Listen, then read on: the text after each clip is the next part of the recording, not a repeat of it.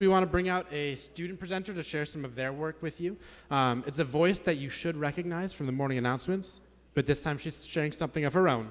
Welcome, senior Miranda Adams. I consider myself more of a poet, an artist in general, but for me, writing, it's not like something that I have to think about. It's just a part of me that's always been there, and I'm really happy to share it with you guys, because if nothing else, I think it's really important that we show ourselves to each other. So, this is a poem called "And of Such Darkness." I have never been witness to such a night or been a part of such a moment. Something within me craves this. I want to find solace in your dark irises, now becoming clearer to me, more real, as the last of the day's light clings to the sky, failing and desperate. I breathe deeply, exhaling as the stars emerge from their hiding places. They are lingering reminders of the day in the air, a sweetness, a warmth. But then a wind sweeps by, taking those reminders to wherever the sun is now. I close my eyes and remember our days together. I see anew what we've had, and the memories, the laughter, the past, flash before my eyes more quickly than I can register, leaving me lost as to what was real and what was a dream yet to come to fruition. My eyes find yours as the darkness begins to settle. This is why we've started. You remember, because the darkness was coming, and long ago we had forsaken the sun and the sweetness of the air. We had forsaken the way we were supposed to live, because the only life we knew wasn't ours. We taught ourselves not to love.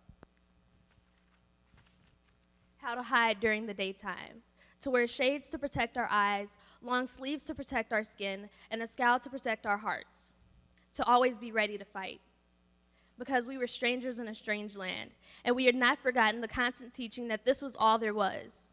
We had to learn to survive because this was all there was. But the darkness was coming. It was coming, and we were afraid. This could have been nothing, painfully meaningless, if we wanted it to be. If we could have found the strength to forsake one another, to scare away any memories, laughter, history we could have before we could have them. But we've started and there's no going back. All the sunlight has gone now, and the darkness has come once more. All the leaves are dying, all the bark graying, and the silence deepens. But we've started and we've forsaken any path that could lead us back. We are not of the sun like the others. We were not meant to walk in the daytime and find strength in its rays. We are of the stars. We are no longer afraid of the darkness, what it can bring of its truths. We are no longer strangers in a strange land. And in this moment, the stars shine brighter, reminding us of why we are here, to hide nothing and reveal all, to embrace our darkness and come into the light, a light of the stars, our light. To remove the shades, the long sleeves, and the scowls, to search for each other's eyes in the darkness, to feel the chill on our skin, to speak now if love is to be had here. If we can find our light in the darkness, if we can walk together through the night. As cold leaves gather at the base of graying bark, as the air is absent of opinions, judgments, as we acknowledge our place in such decaying beauty, as under the stars we remain singular and separate, strong and desperate. We will speak now if this is why we've started.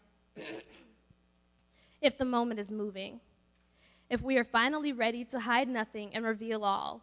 If the stars were not foolish to shine bright in this darkness. If love is to be had here.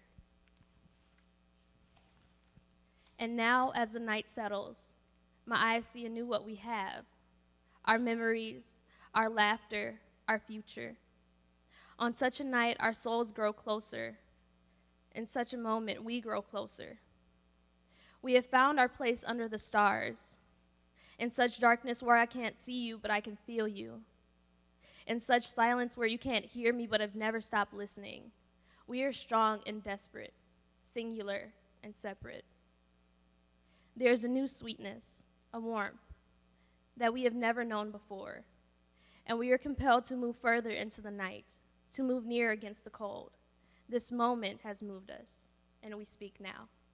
Thank you.